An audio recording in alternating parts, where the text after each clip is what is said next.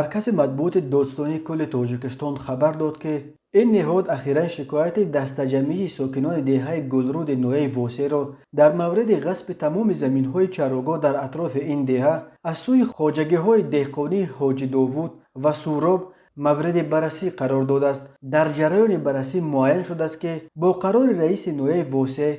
از 24 دکامبر سال 2018 تحت رقم 244 برای تشکیل خواجگی‌های دهقانی حاجی داوود به شهروند فریزوف 197 از ده 3 گکتار زمین از جمله 47 از ده 75 گکتار زمین کورم للمی، 138 از ده 85 گکتار زمین چراگاه، 10 از ده 7 گکتار جریها برای استفاده بری میراثی یکم را جدا کرده شده است و از بس که زمین‌های این خواجگی در پهلوی دهه گلرود جایگیر شدند، راهبر خواجگی داوود چرانیدن چاره‌های شخصی ساکنان دهه را در حدود زمین‌های خواجگی منع نموده است. این باعث ناراضگی ساکنان و مراجعت آنها به دادستانی شده است. دادستانی کل میگوید در جریان بررسی راهبران خواجگی‌های دهقانی خودشان تشبث نشان داده راضی شدند که از حساب زمین‌های خود برای خلق زمین چراگاه جدا کنند. از جمله خواجگی دهقانی حاجی داوود راضی شده است که 40 گکتار از زمین‌هایش را و خواجگی دهقانی سوراب 15 گکتار از زمین‌های خود را در اختیار خلق گلرود گذارند. دادستانی کل در این بابت با درخواست حل مشکلات به عمل آمده و جدا نمودن زمین برای چراگاه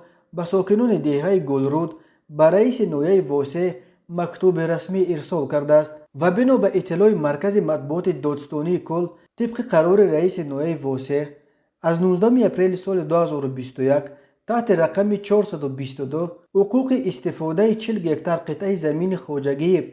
دهقانی حاجی داوود قطع گردیده برای من بعد همچون چراگاه از طرف ساکنان دهه گلرود استفاده نموده وابسته کرده شده، مسئله به فوند مخصوص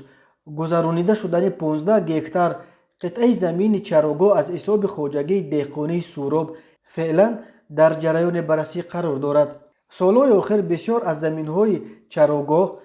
در اطراف روستاها در تاجیکستان که در طول 10 سالها برای چرانیدن چاره‌های مردم استفاده میشد به اختیار صاحبکاران و پولداران داده شدند و در نتیجه مردم از امکان چرانیدن چاره‌هایش محروم شدند. این موج ناراضگی‌ها را در بین ساکنان دهات به خصوص چاره‌داران به بار آورده است.